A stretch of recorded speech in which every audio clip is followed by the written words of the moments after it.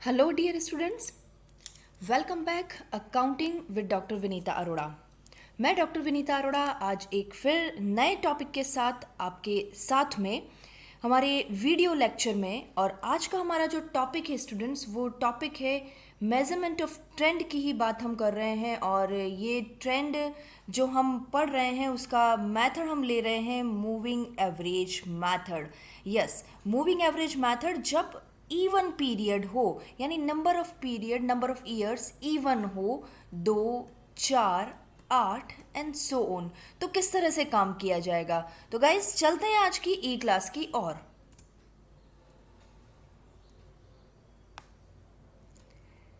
सबसे पहले एक सिंपल रिकॉल आपको देना चाहूँगी। यहाँ पर अभी तक जो हमने एनालिसिस ऑफ टाइम सीरीज़ के चैप्टर में जो टॉपिक्स हमने कंप्लीट किए हैं, वो एक सिंपल इंट्रोडक्शन, साथ ही कंपोनेंट ऑफ टाइम सीरीज़ के कंपोनेंट्स क्या हैं, साथ ही ट्रेंड के मेजरमेंट की बात करें तो हम एक method free hand curve method, साथ ही semi average method and the moving average method with the period of odd number of years के साथ, यानी 3 ईयर्स, 5 ईयर्स, 7 ईयर्स के साथ हम अपने पिछले वीडियोस में कंप्लीट कर चुके हैं। आप पहले इन्हें गो थ्रू करें, डिस्क्रिप्शन बॉक्स में इसके लिंक दिए हुए हैं। तो गाइज, अकाउंटिंग को बहुत ही सिंपल कंसेप्ट में पढ़ने के लिए हम चलते हैं हमारे आज के टॉपिक पर। आज का जो हमारा टॉपिक है, विदाउट वेस्टिंग एनी टाइम, जब नंबर ऑफ पीरियड इवन हो, यानी इवन से मतलब हम बहुत अच्छे से समझ रहे हैं मूविंग एवरेज मेथड, जिसमें हम कंटिन्यूअस एवरेज लेते हैं, सक्सेसिव एवरेजेस लेते हैं। That's why we are called this method moving average method. तो जब हम सक्सेसिव एवरेज लेते हैं तो इम्पॉर्टेंट इज दैट कि पीरियड क्या है, हमारा नंबर ऑफ ईयर्स का नंबर ऑफ पीरियड क्या है, ये चीज़ें इंपॉर्टेंट होती है।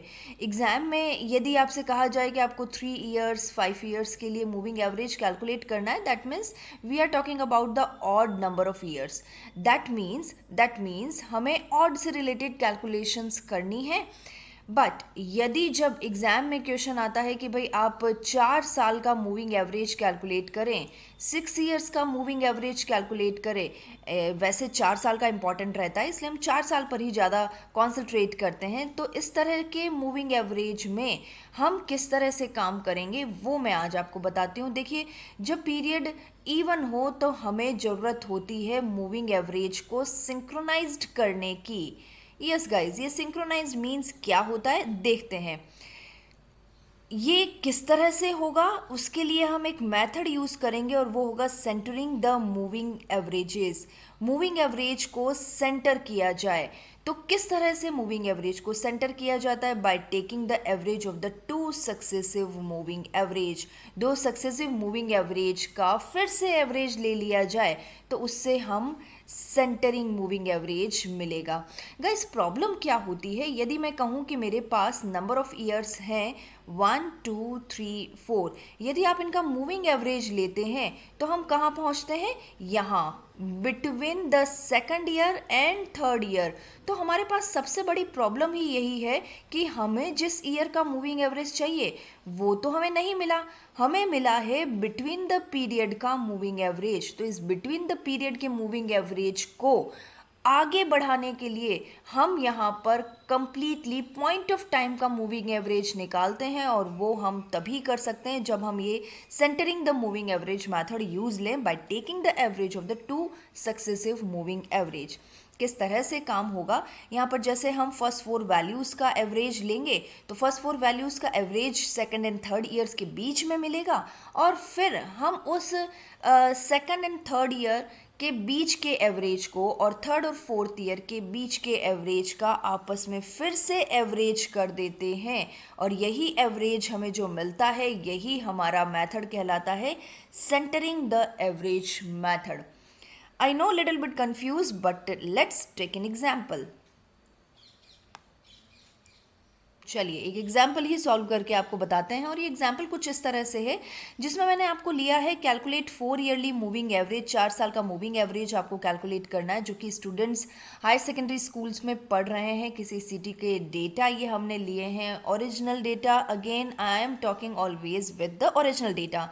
तो गाइज ओरिजिनल डेटा के साथ मजा ही कुछ और है। नंबर ऑफ स्टूडेंट किसी विलेज के हायर सेकेंडरी स्कूल में, देखिए 2014 में 124 स्टूडेंट थे, देन 2015 में 120, अगेन बड़ा है, ठीक है, गुड। 16 में 135, 17 में 140 का डेटा है, 18, 19, 20, 21 एंड 22। इंक्रीजिंग सा ट्रेंड मुझे यहाँ दिख रहा है। ओके ये तो हमारा सिंपल इंटरप्रिटेशन है, but accounting demands the facts. Facts हमें चाहिए, किस तरह से हम कैलकुलेशंस करेंगे।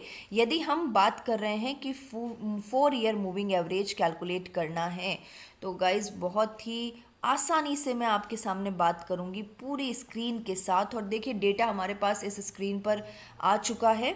तो अब हम यहाँ पर बात करेंगे कैसे हमें कैलकुलेशन करनी है। पहले तो मैं वो बुकिश वाला तरीका बता रही हूँ कि किस तरह से बुक्स में काम किया जाता है, ताकि आप लोग कंफ्यूज ना हो। तो देखिए बुक में एक्चुअली जब हम काम करते हैं तो मूविंग एवरेज यानी सक्सेसिव ईयर्स के एवरेज लेते हैं, और क्योंकि 4 ईयर्स का एवरेज लेना है तो ले लीजिए जी भाई। 4 साल का एवरेज है हमारा 14, 15, 16, 17, और एवरेज लेकर बिल्कुल सेंटर में हमें यहाँ पर लिखना होगा।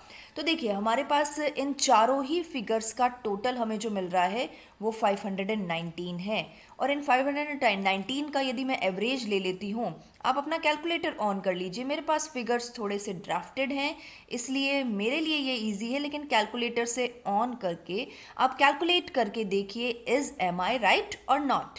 तो चलिए स्टूडेंट्स आगे बात करते हैं। 2014, 15, 16 और 17 के लिए हम बात कर चुके हैं।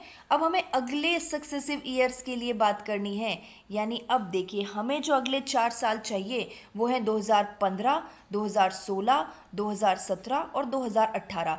इन चारों ही फिगर्स का एवरेज लेकर आपको यहाँ बिल्कुल बीच में लिखना है, that is the period between 2016 and 2017। देखिए इसका टोटल मुझे मिल रहा है 540 का, और इनका एवरेज जो डिवाइडेड बाय 4 करके आ रहा है वो आ रहा है 135। सिंपल एज ऑन आप करते जाइए। यानी अब हम हमारे नेक्स्ट ईयर्स 2015 तक काम हो चुका है, तो 16 से शुरू करके 19 तक आइए, और इनके टोटल को हम यहाँ पर लिखते हैं 578, और इनका एवरेज कर लीजिए डिवाइडेड बाय 4 करके, क्योंकि 4 साल है, sigma x upon n. Simple. तो चलिए 2016 तक हम बात कर चुके हैं, 2017, 18, 19 और 20 का एवरेज लीजिए और बिल्कुल बीच में लिखिए 2018 और 2019 के बीच में। टोटल हमारी आ रही है 605, और इसका एवरेज जो हमें मिल रहा है 151.25। अब हमारे साथ साथ चलते रहिएगा, क्योंकि पढ़ते रहिए बढ़ते रहिए के कंसेप्ट के साथ हम आपको बहुत ही इजी तरीके से अकाउंटिंग के कंसेप्ट को बता रहे हैं। तो अब हमारे पास अगली टोटल है 635, और इसका एवरेज यानी डिवाइडेड बाय 4 करके हम निकाल रहे हैं 158.75। ये हमारा कंप्लीट हुआ। नाउ अब हमारा अगला जो 4 साल है वो है 2019, 20, 21, 22। यस बिल्कुल हम सही चल रहे हैं। एक कंटिन्यूस एवरेज हमें यहाँ पर मिल रहा है, या आप देख रहे हैं कंटिन्यूस हम यहाँ पर यहाँ पर यहाँ पर इस तरह से हमारा डेटा कंप्लीट हो रहा है। But all data are between the period, सभी बीच के सालों के हैं, यानी 2020 2021 के बीच का ट्रेंड वैल्यू हमें मिला है 166.25। लेकिन ये हमारे काम का तो नहीं है ना स्टूडेंट, हमें तो चाहिए एग्जैक्ट पॉइंट ऑफ टाइम, यानी 2016 के लिए ट्रेंड दे दीजिए, 2017 के लिए ट्रेंड दे दीजिए, because we have the data 135 for the 2016, okay, not the between 2016 and 17। So guys remember, हमें पॉइंट ऑफ टाइम के लिए एवरेज चाहिए। तो अब क्या करना होगा, अब सिंपल सी चीज़ है। अब भाई एवरेज तो हमने निकाल दिए, अब यदि आप इनका भी एवरेज ले लेंगे ना तो आप 2016 पर पहुंच जाएंगे।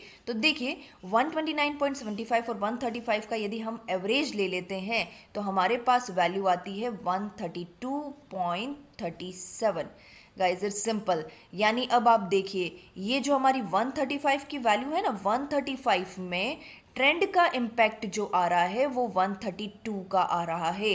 रिमेनिंग इम्पैक्ट क्या है, हमने अपने पिछले वीडियो में भी बताया था। The remainings are short term fluctuations, यानी 135 के डेटा में 132 ट्रेंड का इम्पैक्ट है, लॉन्ग टर्म इम्पैक्ट है, जो कि ब्रांड वैल्यू, गुडविल या एक्सेट्रा किसी भी वजह से, नंबर ऑफ स्टूडेंट्स बड़े होंगे, एडवर्टीजमेंट की वजह से हो सकते हैं। लेकिन जो रिमेनिंग हमारे पास फ्लक्चुएशंस हैं वो हैं शॉर्ट टर्म वेरिएशंस। चलिए आगे बढ़ते हैं। अगेन 2 ईयर्स का एवरेज लेते हैं, 135 divided by 144 divided by 2, 135 plus 144 divided by 2।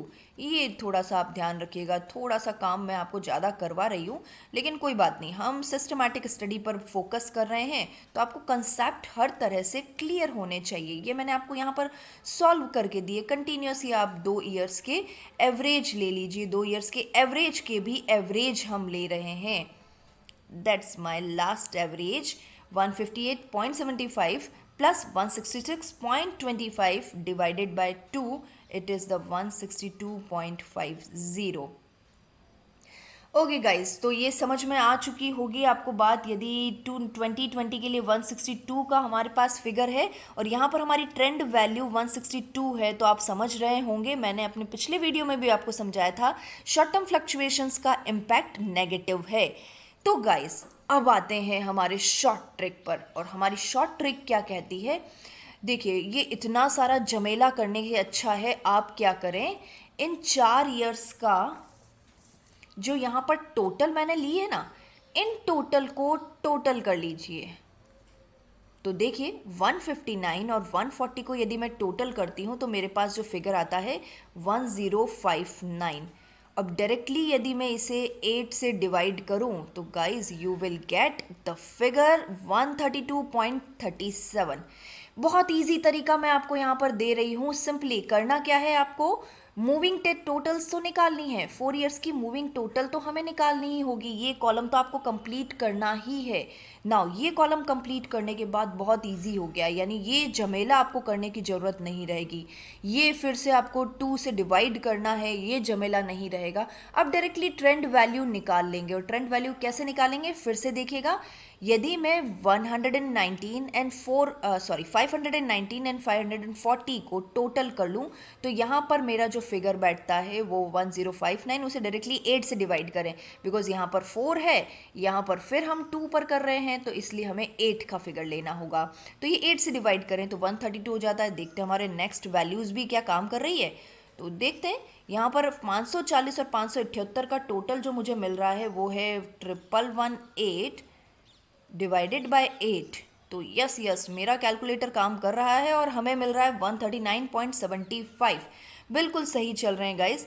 Again in 2 सालों के लिए आप निकाल लें टोटल 1183 डिवाइडेड बाय 8, यस 147.87। तो गाइस बहुत आसान तरीका अब मैंने आपके सामने रख दिया है कि आपको करना क्या है।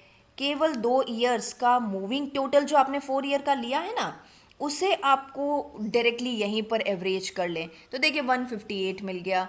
सेम लास्ट ये एक चीज़ और समझ लीजिए, 635 प्लस 663, इसका टोटल आता है 1300 और हम डिवाइड करें 8 से तो यस हमें यही फिगर मिल रहा है गाइस। बहुत आसान रेसिपी मैंने आपको दे दी है। तो गाइस बहुत ही आसान तरीके से मैंने फिर आज आपको 4 ईयर का मूविंग एवरेज कैलकुलेट करना सिखाया। जनरली ये थोड़ा सा कॉम्प्लिकेटेड होता है, लेकिन बहुत आसान तरीके से बस यहीं पर आपका सारा काम हो जाएगा। बस डिवाइडेड बाय 8 करना है, बहुत ज़्यादा कैलकुलेशंस नहीं है, टाइम भी सेव होगा। तो गाइस इसी आसान तरीके के साथ आप हमारे चैनल पर बने रहिएगा। Thank you so much. हमारे वीडियो को लाइक करें। आपके कोई प्रॉब्लम हो तो हमारे कमेंट सेक्शन में आप कमेंट जरूर करें। हमारे वीडियो को शेयर करें यदि आप पसंद कर रहे हैं। And the important thing is that subscribe my channel. Thank you guys, thank you so much.